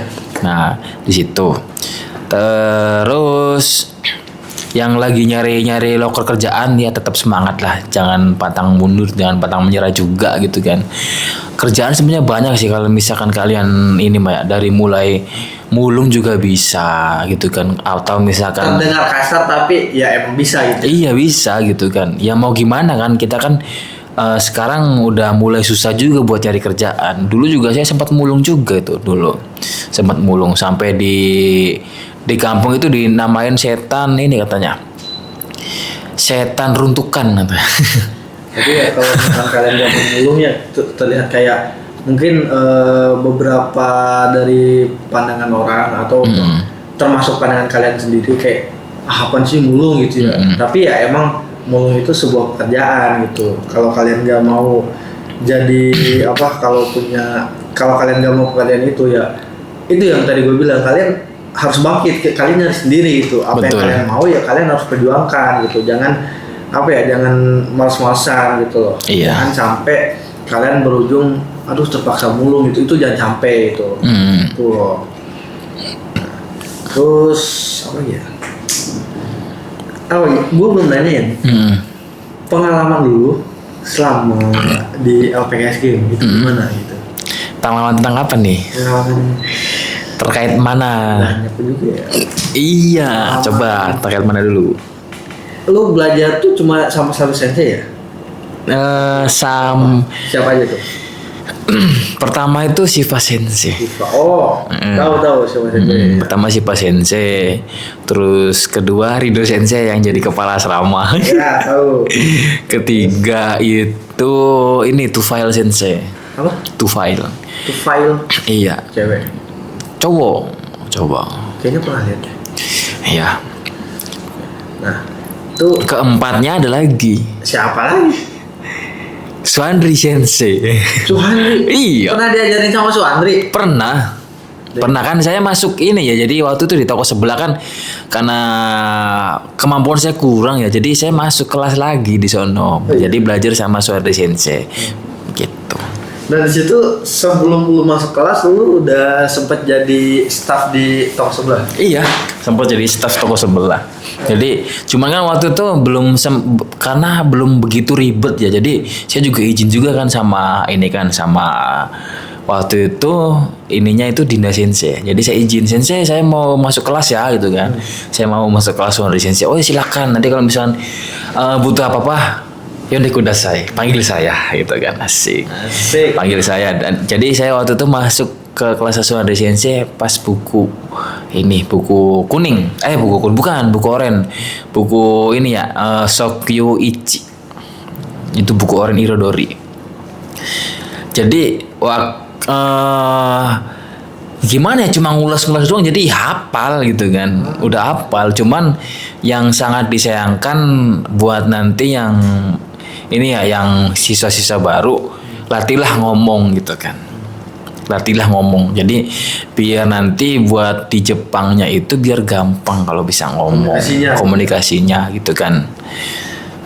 Paling untuk ini ya, pengalaman belajar dulu pengalaman apa nih? Pengalaman belajar di LPKS Game.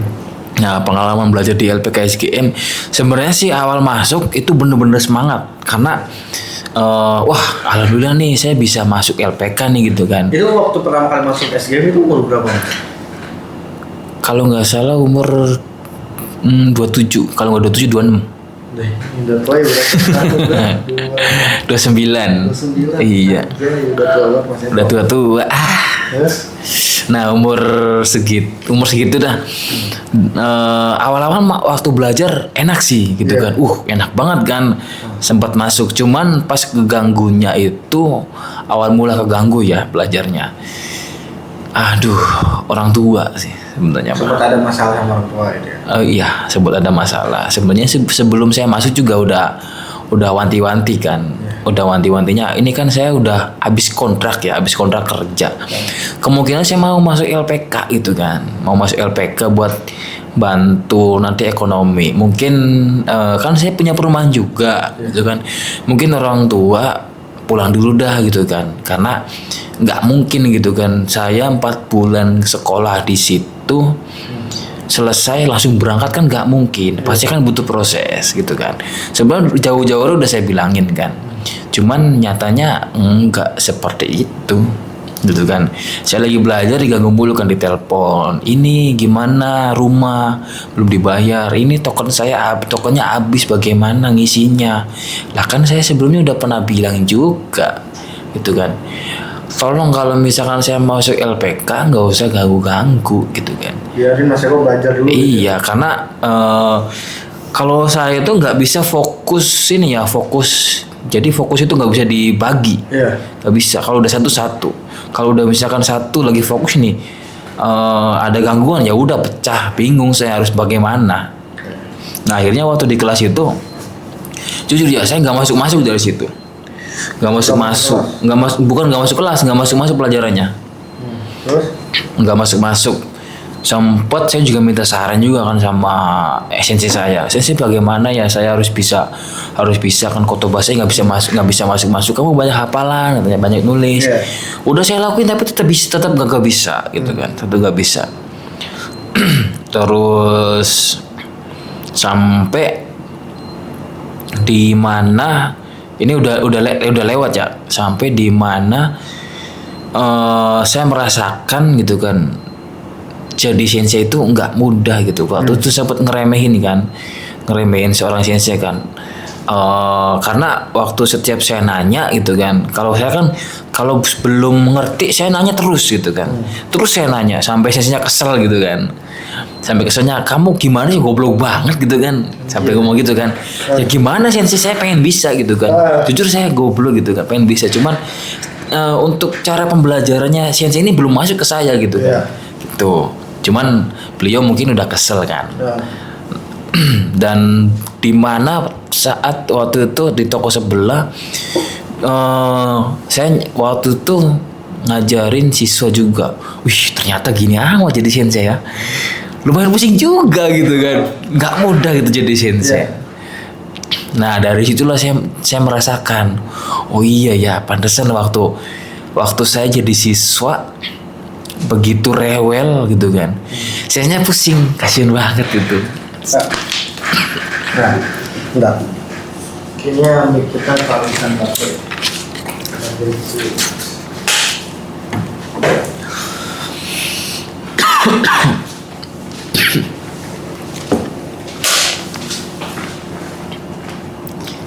Ini masih hijau. Iya, yang punya gua. Mas ganti sama ini mas.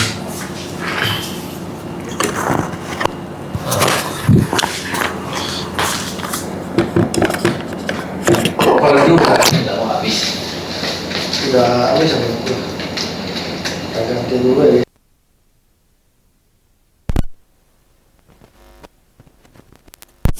Nah, oke. Hey, shit, man.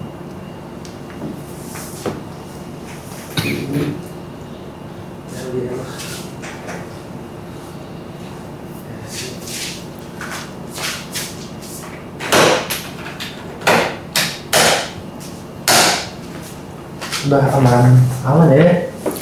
Nah, ini sampai mana mas? Sampai cerita terkait susah jadi sensei. Oke, susah jadi sensei, lanjut. Nah, terus saya sempet ini juga kan, setelah selesai dari toko sebelah, saya kan di sini ya. Nah, hadisnya sih kan sering osirasi ke siswa, gitu kan, terkait nanya kyowa nan gatsu desu ka, kyowa nan yobi desu ka, kyowa nan ichi desu ka, gitu kan, imawa nanji desu ka, gitu kan. Padahal sih simpel, gitu kan. Ternyata mereka gini, belum paham terkait di situ. Padahal di situ kan ada yang udah jadi dai senpai juga di situ kan. Udah bukunya udah jauh lah gitu kan. Tapi jauhnya masih susah karena mereka nggak dilatih ngomong gitu kan. Nah, disitulah pas kita mengadakan core pagi ya, di situ. Hadisnya sih bilang kan ke semua staf kan, ke sensei juga, tolong ya sensei tanya. Masa ditanya terkait tanggal, hari, bulan, jam gitu kan. Mereka kagak tahu. Jadi itu padahal penting loh katanya. Penting buat nanti pergi ke Jepang itu biar tahu gitu kan. Nah, coba nanti di kelas nanti yang sensei coba tanya, kamu tidur jam berapa gitu kan. Terus ibaratkan bangun jam berapa. Terus makan jam berapa gitu kan. Terus mandi jam berapa gitu. Di situ saya ingat perkataan sensei saya yang lama, si Pak Sensei. Ekosang katanya. Tadi malam tidur jam berapa itu kan, pakai bahasa Jepang. Di situ saya ingat semua kan perkataan-perkataan beliau. Itu sampai sempat saya merenung kan, sempat nangis juga. Ya Allah gitu kan. Beliau baik banget gitu kan sama saya kan. Cuman waktu itu saya belum sadar aja, ya Allah gitu, baik banget. Begitu salah saya di situ. Seorang Cipa Sensei segitu baik gitu kan sama siswa-sisanya. Dia terkenal baik gitu ya. Terkenal baik banget dia. Kebetulan ada dipasang di banner juga. Banner ya ini. Iya. Coba kita tunjukin aja mas. Iya. Baik banget beliau. Mana ya? Itu Ya, copot.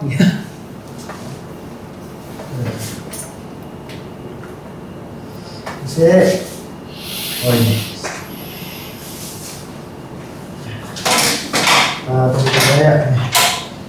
kita tunjukkan ya. Oh shit man. Ini mana nih? Nah, ini dia beliau. Kelihatan nggak sih? Ini beliau nih. Ini beliau nih. Nah, beliau itu tuh. Beliau nih. Si Pak Sensei itu. Yes. Yang cantik. Iya, ini cantik aja dulu. Nah, baik, kita kembalikan ke atas dulu. Biar copot.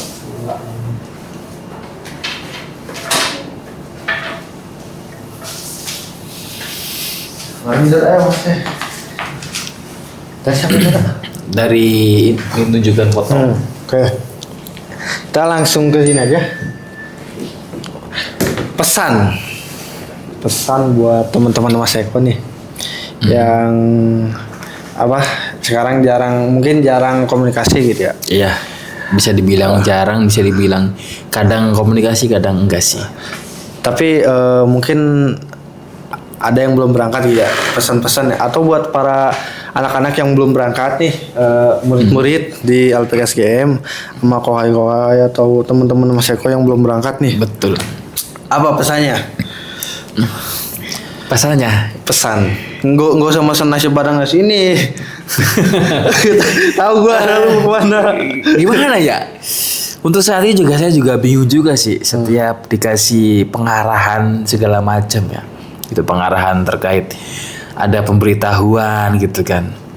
Padahal itu pemberitahuan buat kepentingan mereka juga gitu kan. Kepentingan mereka. Cuman yang bikin gak enaknya kok kenapa gitu kan.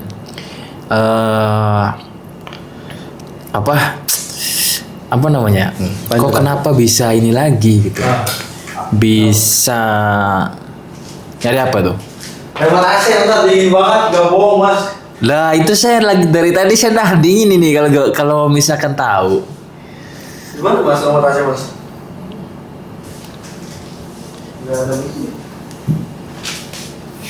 Ini di balik layar cukup berantakan ya kantor ya. Lumayan.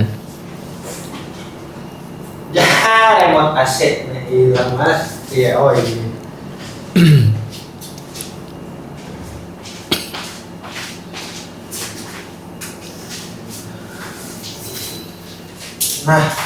Nah, udah dimatiin aja.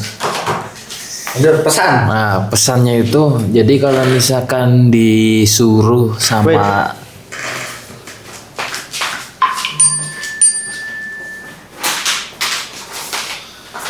tidak ada formal kita lapar kita makan.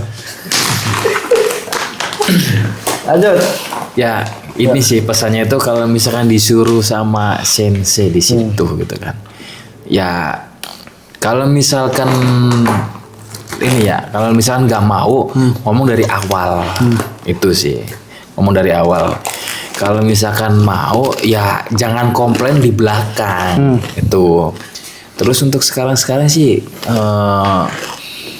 sarannya sih buat siswa pertama ikutin apa kata sensei gitu kan. Jadi kalau misalkan kalian merasa nggak tahu atau nggak ngerti, coba nanya gitu kan. Nanya sensei ini apa ya gitu kan.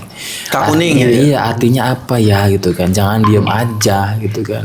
Ya. Jadi bahkan kan di semua LPK pastilah kalau setiap LPK itu kalau pagi hari pasti ada baca kokoro gamai. Di situ pasti ada wakarne tokiwa, ada matai tari gitu kan.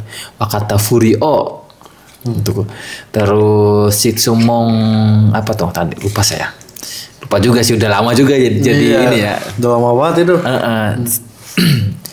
Jangan sampai wakarne tokiwa jamata. Waduh repot itu. Tapi sekarang sistemnya wakarne tokiwa jamata semua sih. Jadi nggak tahu kabur udah.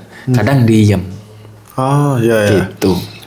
Saran saya sih ya tetap kalian fokus belajar di sini gitu kan, waktunya belajar, terus waktunya tidur, jangan pacaran lah gitu kan. Atau misalkan ya tenang masih lama 4 bulan ini. 4 bulan nggak lama Nggak bro. lama, itu bentar cuy. Iya. Nanti kalian merasakan udah buku kuning. Lah saya belum bisa apa-apa gitu kan. Terus misalnya udah 4 bulan kalian pasti disuruh pulang. Bingung di situ. Kita belum dapat apa-apa. Misalkan kalian nih pas daftar JFT kalian tapi di kelas kalian kadang tidur gitu kan. Kadang kalau waktunya bengkiokai kalian main-main. Kalian merasakan nanti pas ujian bagaimana. Oke untuk sekarang mungkin banyak bocoran JFT mungkin gampang lah gitu kan. Banyak karena sekarang kan udah banyak banget bocoran terkait JFT sama SSW. Banyak banget. Nah tapi gongnya pas giliran Mensetsu Nah, di situ Gong ya. Karena terlalu ngandelin yang instan gitu ya. Nah, iya ngandelin itu mungkin ChatGPT. Ya, repot. Jadi jangan terlalu apa ya? Jangan terlalu ketergantungan sama orang. Iya. Harus usaha sendiri gitu. Karena nanti juga kalau kita udah ngerasain hasilnya, itu hasil dari jerih payah kita sendiri dibandingin hasil dari bantuan orang lain, itu beda rasanya. Sumpah enak banget kalau kita bisa nikmatin duit hasil jerih payah sendiri. Betul sekali. Nah, jadi apa lagi ya Mas? Ini cukup banyak juga nih yang Lumayan. yang kita obrolin dan dipelajarin dari Mas Eko ini, dari yang pelajaran hidup lah, dari apa tentang pekerjaan yang apa aja beliau lakuin gitu, nggak mengenal malu, yang penting kerja. Karena yang tadi bilang kalau masih awal-awal kerja itu ya cari pengalamannya aja dulu gitu. Terus dari usahanya buat ke Jepang, dari yang terhambat keluarga itu segala macem itu. Terus apa lagi ya?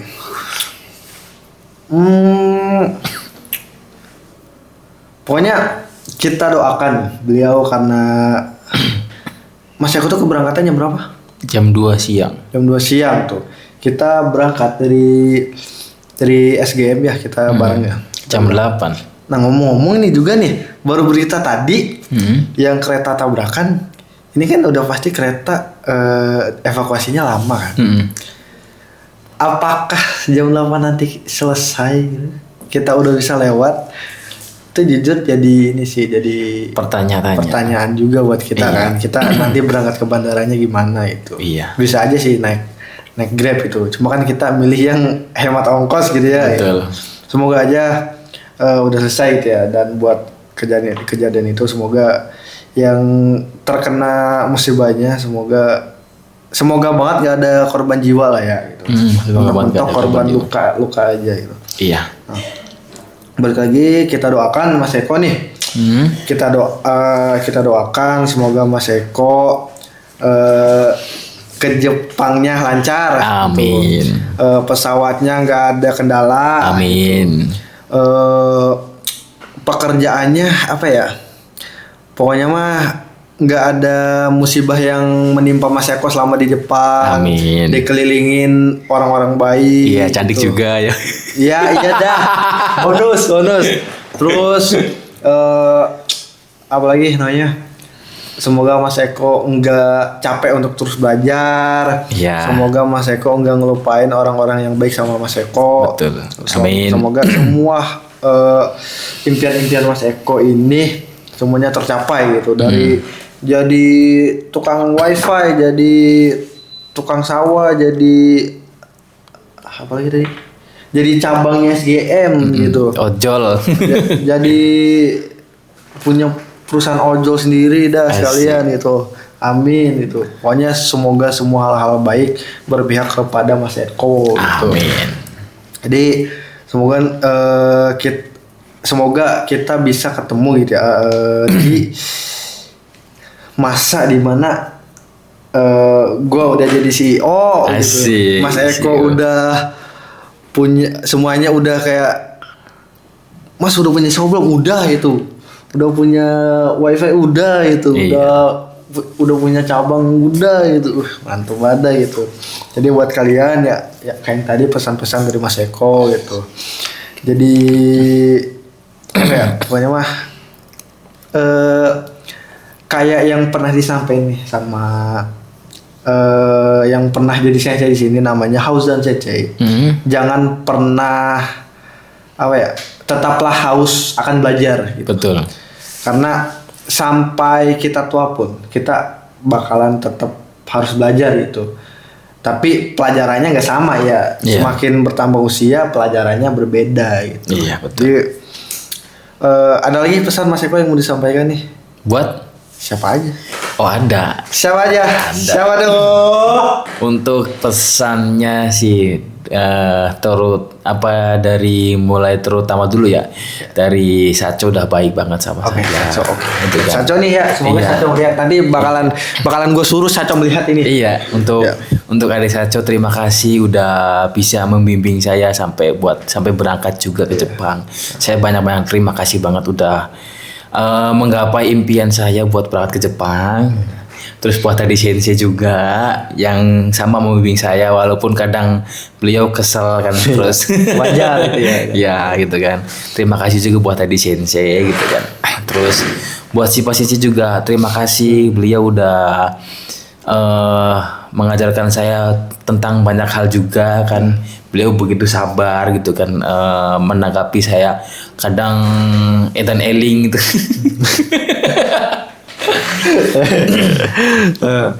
Terus paling sih buat sambutan ini ya kayak Selma Sensei gitu kan udah nerima saya di sini gitu kan pernah jadi karyawan juga di sini gitu kan. Terus kayak Sasa Sensei dan Tiara Sensei yang sebelum Sasa Sensei dan Tiara Sensei paling sama Ami Sensei dulu. Ami Sensei oh iya Kak Ami. Kak Ami. Beliau baik banget sama saya juga. Beliau baik kan. Beliau itu sempat ngurus ini dokumen saya juga sih, dokumen kontrak kerja. Beliau terus terima kasih juga sama Ami Sensei.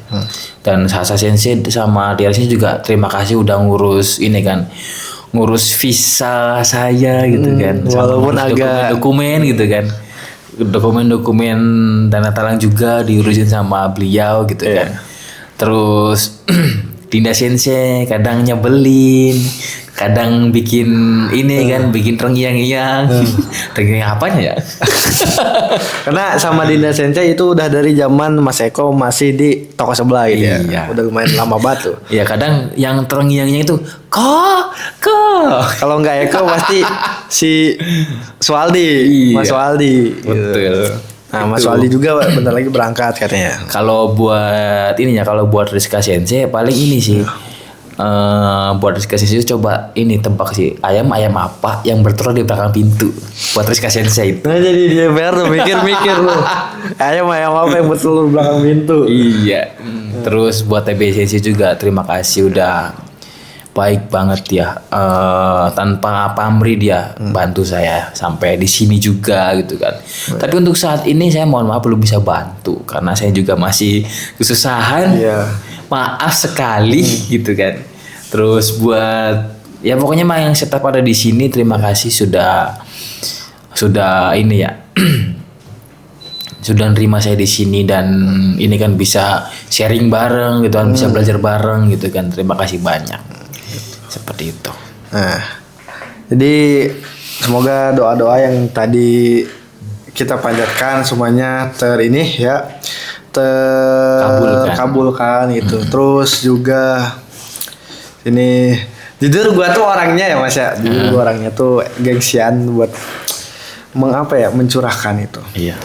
Pokoknya mah ya buat Mas Eko gue juga lumayan belajar dari lu beberapa itu soal kehidupan, soal apa ya, soal percintaan ya, walaupun sedikit ya, walaupun ya kita sama-sama orang susah gitu ya. Iya. Gua ngerti keadaan lu juga gitu. Jadi ya jujur kalau gue jadi lu emang sedih. Kita lagi lu akhirnya udah bisa ke Jepang gitu ya. Iya. Jadi lebih baik dari orang tua lu gitu ya. Gitu. Jadi bisa lebih dianggap lah ya, ibaratnya kalau sebelumnya lu nggak dianggap, akhirnya sekarang bisa dianggap gitu. Juga jujur gue agak malu nih ya, pokoknya ya gue juga minta maaf kalau misalkan gue selama jadi temen lu gitu, teman sekamar gue bukan kadang lagi, gue juga sadar pasti sering melakukan kesalahan atau bikin lu kesel gitu ya. Dari aman aja. Dari mencetin bel. Dia mencetin bel apa dimarahin ya gitu. Nah, sebenarnya itu posisinya lagi ini juga sih, lagi bener-bener emosi sama bocah kan. Jadi udah disuruh kumpul jam berapa, masih banyak yang teleponan kan, di situ udah mulai kesel juga. Ya. Tapi emang jujur itu kalau kayak gitu gue juga kesel sih. Kayak kemarin aja gue syuting anak-anak susah di ini, yaudah gue teriakin aja gitu. Pokoknya ya kalau gue ada salah dari sikap ataupun kata-kata gue minta maaf gitu ya. Dan dari gue pribadi semoga derajat lo dan keluarga lo ditinggikan. Amin. Tidak diremehkan atau dipandang sebelah mata oleh orang-orang yang pernah memandang lu sebelah mata. Amin. Pokoknya semoga apa ya? Apa ya? Sebenarnya gue pengen nanti pesan aja sih ya, walaupun lu lebih tua dari gue ya. Fokus kerja aja. Iya pasti. Semoga ya. Udah pasti itu. Iya. Walaupun kerjanya berat, Iya. bodo amat, yang penting udah kerja. Nah, sama jangan lapar mata, jangan lupa untuk mengolah duit secara baik gitu. Gitu. Dan berarti segitu aja gitu. Ada pesan nggak buat gua?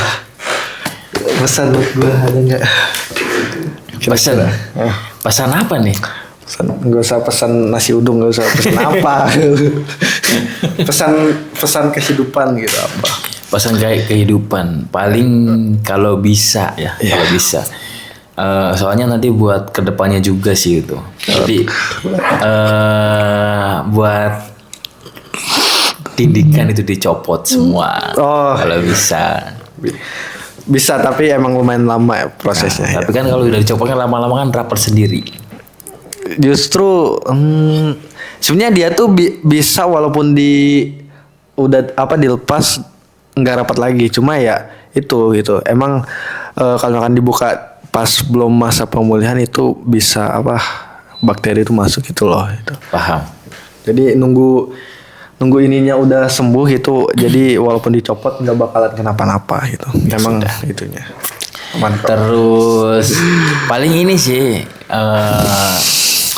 rajin-rajin bangun pagi. Oh iya, siap. Siap. Rajin-rajin bangun pagi. Siap. Terus gitu sih. yang terakhir ini sih mungkin agak sulit juga ya. Iya. Jadi jangan lupa sholat. Oh iya sih emang. Tuh jujur. Padahal banyak yang ingetin juga nggak tahu sholat apa enggak ya. Iya sih gitu. Tapi emang gue juga sempet, kalau kita udah jarang sholat terus mencoba untuk sholat lagi itu jujur sulit banget. Nah pasti sulit. Sulit banget karena kayak kadang kita kelupaan lah, karena kan kebiasaan kita jam segini nggak sholat gitu kayak. Iya. Tiba-tiba keinget aduh belum sholat, mager lagi gitu gini. Emang jujur sulit banget karena ya itu cukup kita dan Allah yang tahu aja lah ya gitu. Kita dan Allah. Allah subhanahu wa ta'ala, Tuhan kita, Tuhan umat muslim dan muslimah. Lagi Mas Eko pesan untukku. Gak ada asli. Gak ada. Karena ini kita liatin ya sekarang udah jam 1:30 ya. Iya ngantuk banget asli. Jujur ini salah gue pribadi, gue memplanning ini tuh kalau nggak salah 2 bulan lalu gitu. Cuma lupa mulu gitu ya. Karena ya itu podcast sama Johan, podcast sama Pano, podcast sama Mas Eko semuanya mepet gitu ya. Nggak ada yang dari jauh-jauh hari, dari yang beliau belum dari yang itu mepet semua sama. Mepet semua sama. Besoknya berangkat gitu. Enggak, hamin beberapa minggu doang gitu. Mending lah enak. Ini hamin beberapa jam. Iya, Anjay gitu. Nah, jadi segitu dulu aja. Ini podcast episode berapa ya tadi? Ini podcast kita episode 6. Jadi yang pertama siapa tuh? Yang pertama itu ini Angga. Pertama Angga anak ini Tong anak sebelah. Anak Bima. Anak dari NTB. Adalah anak SKM. Iya, anak SKM. Pertama tuh si Angga, kedua itu Rizky Sensei. Ketiga itu si Pano. Enggak. Wait. Siapa ya? Bentar, gue lupa, Blay. Ketiga itu Vano. Keempat itu Johan. Kelima itu Nopsan. Keenam lu Mas Eko gitu. Berarti nanti ketujuh Ratna. Ketujuh oke, request Ratna berarti. Iya, Ratna. Itu udah di schedule itu mau jauh. Oh iya, dia itu Juni ya? Bulan depan lah, Brang. Katanya Juni. Oh Juni. Iya. Nggak tahu dah. Ya. Itu kan urusan ini sih, urusannya biasanya itu yang tahu biasanya hanya bagian ini ya, kacok atau bagian tertentu aja. Ah iya, satu lagi terakhir banget, pesan untuk One Race. One Race. Ya. Bujang. Yang penting mah pesannya buat One Race.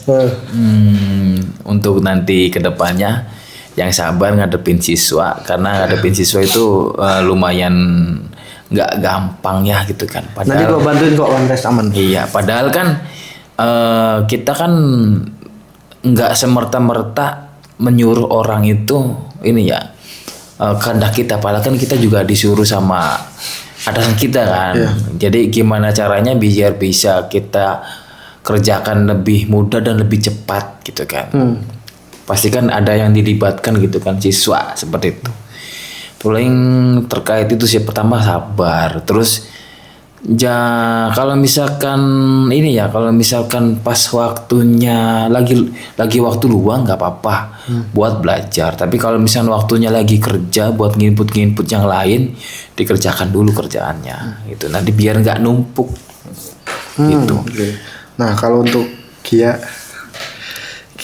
Kun, kalau untuk Kia ya, saya juga jarang interaksi juga sih sama Kia. Ya, sih, karena kan kadang si Kia kan curhat terkait percintaan, bilangnya ini kan, oh saya nggak bakalan inilah, nggak bakalan suka lagi. Tapi giliran udah iya maaf, giliran udah bilang maaf, baru udah ya udah ayo jalan bareng lagi. Ya bingung saya mau kasih saran apa.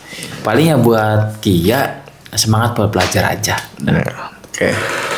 Berarti segitu saja podcast ke berapa ya? Keenam ya kan. Udah ngantuk deh. Keenam kita. Jadi mungkin nanti Ratna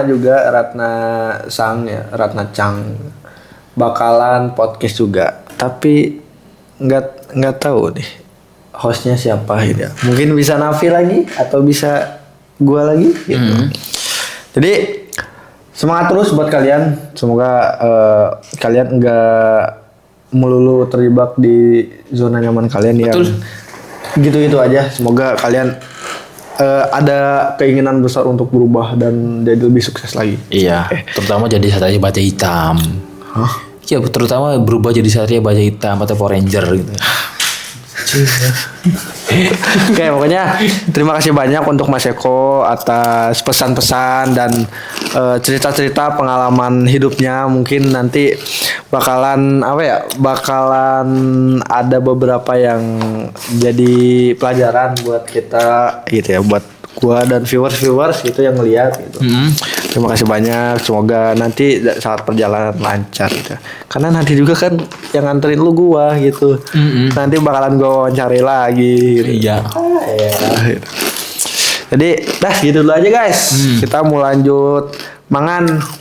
Beres ini di balik layar nih sebenarnya berantakan banget gitu. Jadi mau wait. Ini nanti gini, paling ini nanti disatuin sama pesannya Rizka Sensei. Wah. Semoga Narumi punya adik. Amin.